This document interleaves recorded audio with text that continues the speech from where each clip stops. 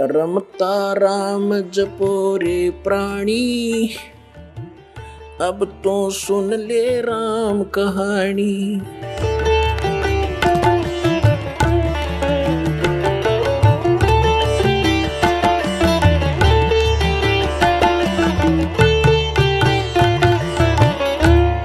अपनात्माओं, अब हम आपको श्रीमद् भगवत गीता जी का ज्ञान किसने बोला ये थोड़े से संक्षिप्त में सुनाएंगे। श्री कृष्ण जी का तो रोल ही नहीं है गीता जी के ज्ञान में। कैसे कि श्री कृष्ण जी युद्ध के पक्ष में नहीं थे इस महाभारत के युद्ध में, और 3 बार वो गए हैं शांति दूत बनकर, समझाने की चेष्टा की है कौरव और पांडवों को। लास्ट में यहां तक जब फैसला कर लिया कि भी एक तरफ मैं होऊंगा, एक तरफ मेरी सेना होगी, और मैं शस्त्र भी नहीं उठाऊंगा, प्रतिज्ञा कर ली। तो पुण्यात्माओं, जो महापुरुष ये कहता हो कि मैं हथियार भी नहीं उठाऊंगा, क्या फिर वो युद्ध की सलाह दे सकता है? नहीं। अब जब इसने देखा कि इसने इस काल भगवान ने ये गीता जी अध्याय नंबर 7 के श्लोक नंबर 24 और 25 में स्पष्ट करता है कि मैं अपनी योग माया से छुपा रहता हूं, मैं कभी किसी के समक्ष नहीं होता, ये मेरा अटल अनुतम अवय अनुतम यानी घटिया अटल नियम है। इससे घटिया और क्या होगा? जो पिता अपने पुत्रों के सामने नहीं आता उसमें कोई दोष है? तो इस कारण इस प्रकार वो स्पष्ट करता है कि मैं अपनी योग माया से छुपा रहता हूं, और मुझ अव्यक्तम व्यक्तिम आपन मनन्ते, मुझ अव्यक्त को मैं तो अव्यक्त रहता हूं और मुझे कृष्ण मान रहे हैं ये मूर्ख जन समुदाय। I am not Krishna, Gita ज्ञानदाता कहता है। अब ये इसके जन्म और कर्म कैसे अलौकिक है पुण्यात्माओं। ये काल जो है, जैसे आप जी ने श्री शिव पुराण के अंदर इस विद्वेश्वर संहिता के अंदर देखा, आपको दिखाएंगे, तो उसके अंदर क्या लिखा है कि ब्रह्मा और विष्णु जी का आपस में इसी बात पर युद्ध हो गया। ब्रह्मा जी कहते हैं विष्णु जी के मैं तेरा जनक हूं, मैं तेरा बाप हूं, तेरी उत्पत्ति मैंने की है। विष्णु जी कहते हैं मैं तेरा बाप हूं, तेरी उत्पत्ति मेरी नाभि कमल से हुई है। इसी बात पर इनका युद्ध हो गया। इसको समाप्त कराने के लिए इनके पिता, जिसने यह गीता का ज्ञान बोला, ये इनका पिता है, ये काल रूपी ब्रह्म सदा शिव यही है। इसने इन दोनों के बीच में एक तेजो में लिंग खड़ा कर दिया, स्तंभ, और बहुत लंबा चौड़ा, ये ऊपर नीचे घूमने लगे। उसका और छोर प्राप्त करने के लिए युद्ध बंद हो गया। फिर ये स्वयं अपने पुत्र शिव का रूप धारण करके खड़ा हो गया। फिर इनको समझाने लगा कि तुम भगवान नहीं हो, यू आर नॉट गॉड, तुमने अपने आप को इस मान लिया, जैसा कि आपको बहुत बार दिखाया है दास ने। फिर ये कहता है कि पुत्रों ब्रह्मा और विष्णु को कि तुमने जो 2 कृत 2 डिपार्टमेंट जैसे उत्पत्ति और सतिथि का तुमने मुझसे प्राप्त किए तपस्या करके, इसी प्रकार 2 कृत महेश्वर और रुद्र को ने प्राप्त किए मेरे से। तो इसका मतलब ये 5वां है जो श्री शिव पुराण का ज्ञान और ब्रह्मा विष्णु को जो ज्ञान दे रहा है, यो इनका पिता है। और ये उसी विद्वेश्वर संहिता में इसी चैप्टर में कहता है कि मेरा एक ओम अक्षर है, नथिंग एल्स, और इसका सिमरण करो, इसका सिमरण करने से मेरा ही स्मरण होता है। तो इससे सिद्ध हो गया कि जो शिव पुराण के विद्वेश्वर संहिता के अंदर बोल रहा है वो काल है, और वो शिव रूप बना के खड़ा हो गया। ऐसे ये छल करता है, किसी को ब्रह्मा रूप में दर्शन दे देता है, किसी को विष्णु जी के रूप में दर्शन दे देता है, तो वो विष्णु जी की महिमा गाने लग जाता है कि विष्णु जी आप ही भगवान हो, आप छुपाए हुए हो अपने आप को। इस प्रकार इनको भ्रम हो जाता है। और ये कैसे इसके कर्म अलौकिक हैं, अब आपको दिखाते हैं थोड़ा प्रमाण सदग्रंथों में। एक बार देवताओं का और असुरों का, राक्षसों का युद्ध हो गया और राक्षस विजयी हो गए, देवता भाग गए, मैदान छोड़ गए। देवताओं ने कहीं जाकर के इकट्ठा होकर भगवान विष्णु की आराधना की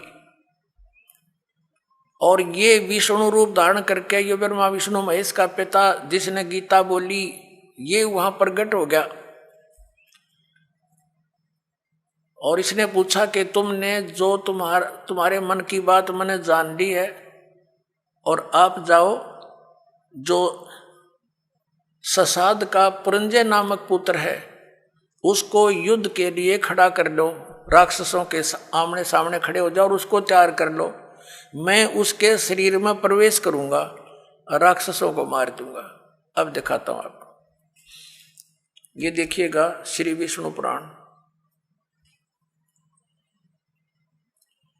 गीता प्रेस गोरखपुर से प्रकाशित है। ये है श्री विष्णु पुराण, सचित्र हिंदी अनुवाद सहित है, इसमें संस्कृत भी साथ है। अनुवादक है मुनीलाल गुप्त और गीता प्रेस गोरखपुर से प्रकाशित है। प्रकाशक एवं मुद्रक है गीता प्रेस गोरखपुर, गोविंद भवन कार्यालय कोलकाता का संस्थान। ये है अध्याय नंबर 2 और चतुर्थ अंश और 233 पृष्ठ पे ये विष्णु पुराण। अब हम आपको यहां ले आते हैं, 233 पृष्ठ पे यहां से पढ़ेंगे। पूर्व काल में त्रेता युग में एक बार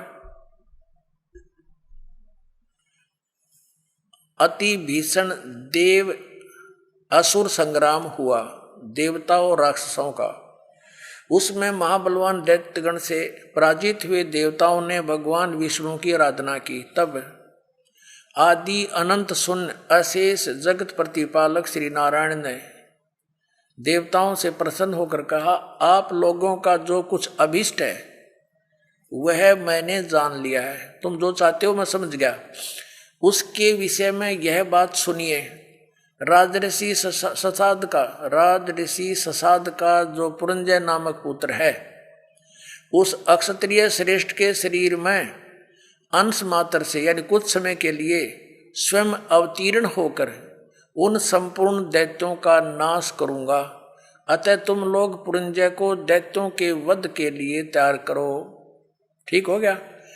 अब इसने क्या किया, पुरंजय को खड़ा कर दिया, देवताओं ने समझा बुझा के, और राक्षस भी सामने हो गए। ये काल जो है उस पुरंजय के अंदर प्रवेश कर गया, क्योंकि ये 1000 भुजा का 1000 कला का मालिक है। ब्रह्मा विष्णु महेश 4 ये 16 कला के मालिक हैं, तो इसमें शक्ति ज्यादा। इसने उन सब राक्षसों को मार डाला। तो अब दूसरा उदाहरण देते हैं आपको। एक समय गंधर्वों का और नाग वंशियों का, नाग गोत्र के व्यक्तियों का आपस में युद्ध हो गया। तो गंधर्वों ने नागों को पराजित कर दिया और उनके सब धन लूट लिया। तो फिर वंशियों ने यानी नाग गोत्र वाले व्यक्तियों ने इकट्ठे होकर भगवान विष्णु की आराधना की। फिर ये विष्णु रूप में काल प्रकट हो गया। इसने कहा कि आप जाओ और ऐसे ही पुरुकुत्स को तैयार करो, पुरुकुत्स को उसको तैयार करो, उसके शरीर में प्रवेश करके मैं गंधर्व का नाश कर दूंगा। अब देखो प्रमाण, ये है अध्याय नंबर 3 और श्लोक नंबर 200। ये श्री विष्णु पुराण, ये है अध्याय नंबर 3 और चतुर्थ अंश श्री विष्णु पुराण, पृष्ठ 242 पे, यहाँ नीचे आइएगा। तीसरा अध्याय। पूर्व काल में रसातल में मोने नामक 6 करोड़ गंधर्व रहते थे। उन्होंने समस्त नागकुल के प्रधान रतन और अधिकार छीन लिए थे। गंधर्वों के पराक्रम से अपमानित उन नागेश्वरों द्वारा स्तुति किए जाने पर उसके श्रवण करने से जिनकी विकसित कमल सदृश आंखें खुल गई हैं, निंद्रा के अंत में जागे हुए उन जलशाही भगवान सर्वदेवेश्वर को प्रणाम कर उनसे नाग गुणों ने कहा, भगवान इन गंधर्वों से उत्पन्न हुआ हमारा भय किस प्रकार शांत हो। तब आदि अनंत रहित भगवान पुरुषोत्तम ने कहा, योनासव के पुत्र मानधाता का जो यह प्रकुत्स नामक पुत्र है उसमें प्रविष्ट होकर मैं स्पष्ट कर दिया, प्रविष्ट होकर उसमें प्रवेश करके मैं उन संपूर्ण दुष्ट गंधर्वों का नाश कर दूंगा। हो गया स्पष्ट। अब इसके कर्म अलौकिक ऐसे हैं, ये कहता मेरे कर्म दिव्य हैं। इसी प्रकार इसने श्री कृष्ण जी में प्रवेश करके गीता का ज्ञान वेदों वाला प्लस में अपने युद्ध कराने की जो अटकलबाजी, ये श्रीमद् भगवत गीता नाम से 18 अध्याय इसने बोले और आखिर में डरा धमका के विराट रूप दिखा के भयंकर रूप जिसको देख करके अर्जुन कांपन लग गया, अर्जुन जैसा योद्धा, और लास्ट में डरते ने हाँ भर ली अर्जुन ने कि उसने सोच लिया कि इसका उद्देश्य युद्ध करवाना है और यदि मैं ना कर दूंगा और इसने फिर एक बार वो विराट रूप दिखा दिया मेरा हार्ट अटैक हो जाएगा। इसलिए इसने अपनी भलाई समझी कि मरना तो मैंने है ही, युद्ध करूंगा वहां भी मारा जा सकता हूं, और जब इसने फिर विराट रूप दिखा दिया फिर भी मारा जा सकता हूं, और भगवान के इरादे से वो परिचित हो गया था कि ये युद्ध चाहता है। तो इसने कह दिया कि हाँ जी मैं आप सब समझ गया हूं, आप जो कहना चाहते हो मैं युद्ध कर लूंगा। नहीं, श्री कृष्ण युद्ध करवावे, जब पहले वो मना कर रहा था कि नहीं आप युद्ध मत करो नाश हो जाएगा। और फिर ये क्या कहते हैं हमारे धर्मगुरु कि अर्जुन अक्षत्रिय धर्म का पालन नहीं कर रहा था इसलिए भगवान ने उसको प्रेरित किया। अरे श्री कृष्ण स्वयं अक्षत्रिय था, और जब काल्यावन ने चढ़ाई करी मथुरा के ऊपर स्वयं भगवान युद्ध मैदान छोड़कर भाग गए थे, जिस कारण से उनको रण छोड़ भगवान कहा जाता है। तो उन्होंने उस समय भी अपने क्षत्रिय धर्म का पालन त्याग दिया, इसलिए कि जिस कारण से अनर्थ टल जावे नाश ना होए। तो क्या वो व्यक्ति फिर अक्षत्रिय धर्म के पालन करने के लिए इसे नाश करने की सलाह दे सकता है? तो पुण्यात्माओं अब हमने इन सदग्रंथों से स्वयं परिचित होना है। ठीक है, इन्होंने जितना ज्ञान दिया वो इनके सत्र का इनके पास रहे। अब हम सदग्रंथों के अनुसार साधना करेंगे और ज्ञान ग्रहण करेंगे। अब आपको दिखाते हैं कि श्री कृष्ण जी को तो पता नहीं मैंने क्या बोला था गीता जी में, अभी दिखाता हूं। अपनात्माओं महाभारत का युद्ध हो लिया, कौरवों का नाश हो गया, पांडव राजगद्दी पर विराजमान हो गए। उसमें श्री कृष्ण के अंदर से काल निकल गया, ओनली श्री कृष्ण विद्यमान था, प्रेजेंट था। एक दिन श्री कृष्ण जी ने कहा कि अब मैं वापस जाता हूं द्वारका को और तुम अपना राज करो। अर्जुन ने कहा कि भगवान आप हमें कुछ सत्संग अध्यात्म ज्ञान सुना कर जाओ, क्योंकि आप हमारे गुरु हो, एक सत्संग करके जाइयो। जब श्रोतागण सामने बैठे थे, अर्जुन और कृष्ण वहां पर टहल रहे थे, सत्संग का समय के इंतजार कर रहे थे, श्रद्धालु आ रहे थे। तब श्री कृष्ण जी से अर्जुन ने कहा, भगवान कृपा मुझे वही ज्ञान सुनाना जो आपने युद्ध के दौरान सुनाया था, यानी वो गीता जी का ज्ञान बताना। अब मैं भूल गया हूं, बुद्धि के दोष से मुझे याद नहीं रहा। श्री कृष्ण जी कहते हैं कि तू बड़ा श्रद्धाहीन है अर्जुन, तू बड़ा बुद्धिहीन है, तूने उस ज्ञान को याद क्यों नहीं रखा।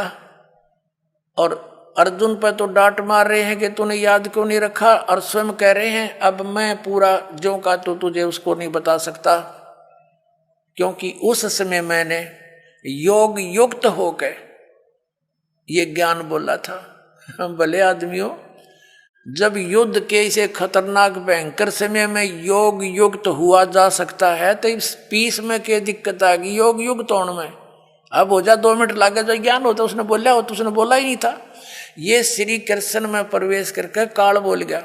जैसे आप देखते हो एक प्रेत आत्मा दूसरे के शरीर में प्रवेश कर जाती है और वो प्रेत बोलता रहता है, बहुत कुछ बोल जाता है, उसके जाने के बाद जिस शरीर की वो आत्मा अपने सचेत होती है, फिर उसको कोई अन्य ही बताते हैं, ऐसे बोल रहा था तू, ऐसे बोला, ऐसे बोला, उसको कुछ नहीं पता होता मैंने क्या बोला, और ही बताते हैं, फिर वो कहने लग जाता मैंने एक दिन ऐसे बोला। तो ऐसे श्री कृष्ण जी में प्रवेश करके उसकी आत्मा को दबा कर ये काल बोल गया सारे काम ने, और उसके निकलने के बाद फिर ओरिजिनल कृष्ण था वो क्या बोलता है दिखाता हूं आपको। देखिए ये संक्षिप्त महाभारत द्वितीय खंड, ये द्वितीय खंड गीता प्रेस गोरखपुर से प्रकाशित है। संपादक तथा संशोधक हैं जयदयाल गोविंद का, जिसने श्री मद्भुत गीता का भी अनुवाद किया है। गीता प्रेस गोरखपुर से प्रकाशित है, गीता प्रेस गोरखपुर से। इसके 667 पृष्ठ पर आप जी को ले चलते हैं। ये देखिएगा पृष्ठ नंबर 667, 667, और ये है संक्षिप्त महाभारत, संक्षिप्त महाभारत। अब यहां आगे हम जन्मेजय ने पूछा, ब्रह्मन शत्रुओं का नाश हो जाने के बाद जब महात्मा श्री कृष्ण और अर्जुन सभा में बैठकर वार्तालाप कर रहे थे उस समय उनमें क्या बातचीत हुई? तो वैशंपायन जी कहते हैं, कहा राजन, श्री कृष्ण के सहित अर्जुन ने जब अपने राज्य पर पूरा अधिकार प्राप्त कर लिया तो वे दिव्य सभा भवन में आनंद से रहने लगे। एक दिन सज्जनों से घिरे हुए वे दोनों मित्र स्वेच्छा से घूमते घूमते सभा मंडप के ऐसे भाग में पहुंचे जो स्वर्ग के समान सुंदर था। पांडुनंदन अर्जुन श्री कृष्ण के साथ रहकर बहुत प्रसन्न थे। एक बार उन्होंने उस रमणीक सभा की ओर दृष्टि डालकर भगवान से ये वचन कहे, देवकी नंदन, जब युद्ध का अवसर उपस्थित था उस समय मुझे आपके महात्म का, अब यहां चर्चा हो रही है इनकी, और ज्ञान महात्म का ज्ञान और ईश्वरीय स्वरूप का दर्शन हुआ था, किंतु केशव अब आपने स्नेहवश पहले मुझे जो ज्ञान का उपदेश किया था वह सब इस समय बुद्धि के दोष से भूल गया है। उन विषयों को यानी गीता, श्रीमद् भगवत गीता के ज्ञान को सुनने के लिए बार बार मेरे मन में उत्कंठा होती है। इधर आप जल्दी ही द्वारका जाने वाले हैं, अतः पुण्य उस सब विषय को, वह विषय मुझे सुना दीजिए। वैशंपायन जी कहते हैं, अर्जुन के ऐसा कहने पर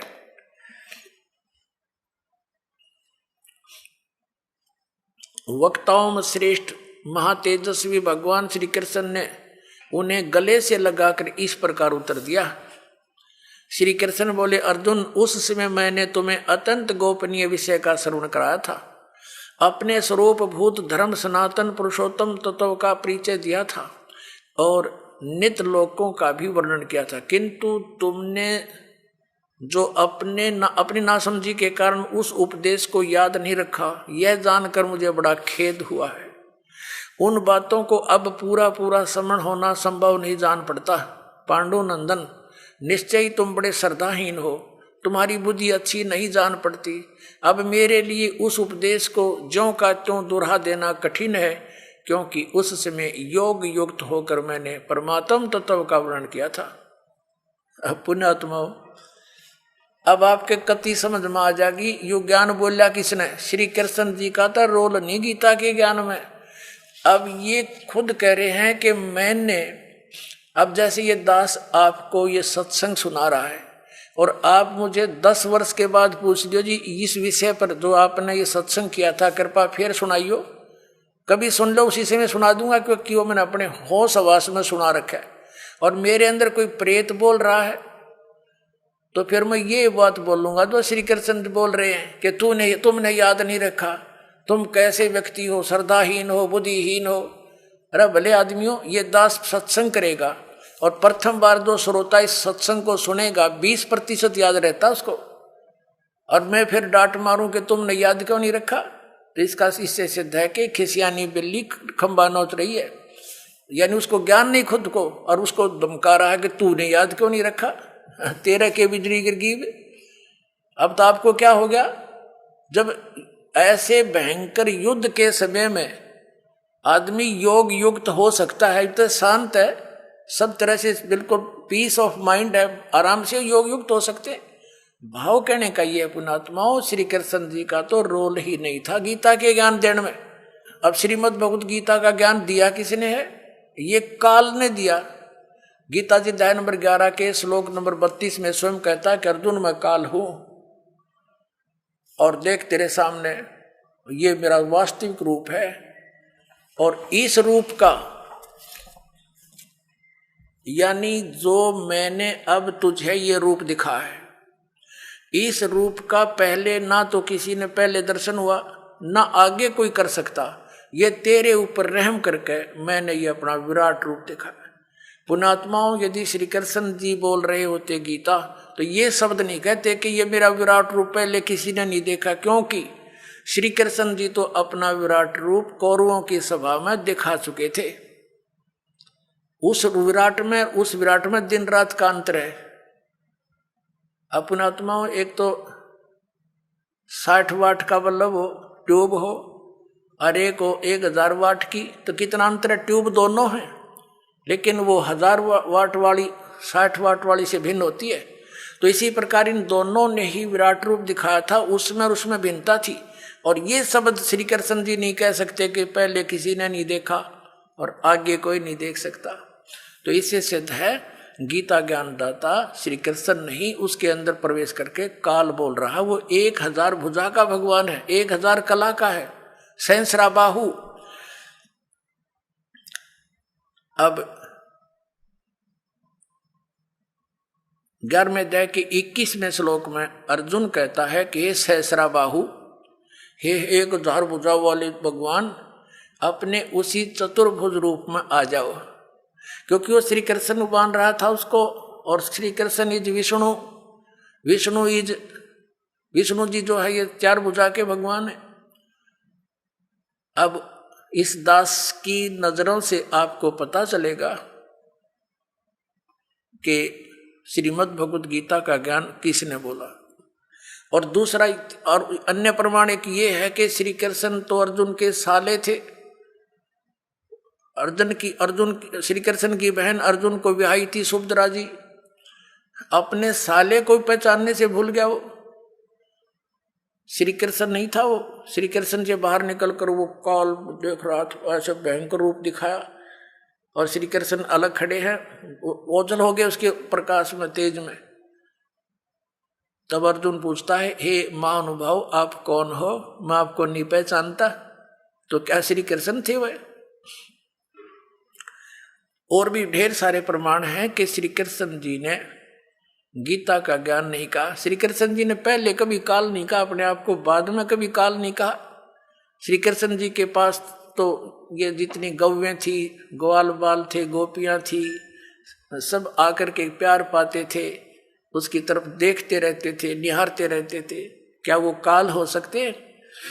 तो पुण्यात्मा, श्रीमद् भगवत गीता का ज्ञान इस सर्वपुरुष ब्रह्म ने दिया, जो ब्रह्मा विष्णु महेश का पिता है, और इसी को हमारे धर्म गुरु इसी को परम ब्रह्म बोलते हैं। इस काल को कि ये मूर्ति रहित है, ये आकार में आया तो सदाशिव बन गया,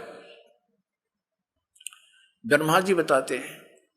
और फिर इसने अपने शरीर से एक स्त्री की निकाली अपने शरीर तक, जो इसके श्रीअंग से अलग होने वाली नहीं थी। वो कौन थी? वो दुर्गा थी। वो परमेश्वर ने निकाली थी इस काल के पेट तक, जो आपको सृष्टि रचना में बहुत बार बताया और सुनाया गया है। तो ये श्री शिव पुराण के अंदर आप देखते हो, रुद्र संहिता के अंदर आपको कल भी दिखाया था और भी दिखाएंगे समय आने पर। तो उसके अंदर स्पष्ट है कि श्री दुर्गा जी से और श्री शिव यानी इस कसत काल रूपी भगवान से विष्णु जी की उत्पत्ति हुई, इन दोनों के सृष्टि क्रम से, और ऐसे ही ब्रह्मा जी की उत्पत्ति की। और फिर विद्वेश्वर संहिता में ये आपने देख लिया, 5 बोलने वाला ये अलग है, और शिव विष्णु ब्रह्मा और रुद्र ये चारों को ये उपदेश दे रहा है। तो ये काल रूपी ब्रह्म जो है, इसने गीता जी का ज्ञान बोला, और इसने अपनी सतिथि बताई कि तेरे और मेरे बहुत जन्म हो चुके अर्जुन, तो नहीं जानता मैं जानता हूँ। और इसलिए परम अक्षर ब्रह्म की तरफ 18वें अध्याय के 62वें श्लोक में इसने कहा है, यदि तूने पूर्ण मोक्ष चाहिए, परम शांति की अवस्था चाहिए, तो उस परम अक्षर ब्रह्म की शरण में जा। उसकी कृपा से ही तू परम शांति को और सनातन परम धाम को प्राप्त होगा। फिर उसके लिए ऑप्शन छोड़ दिया कि उसके लिए तत्वदर्शी संतों की खोज कर, वो संत जैसे बताएं तू वैसे भक्ति कर, तब तेरा पूर्ण कल्याण होगा। बोलो सतगुरुदेव।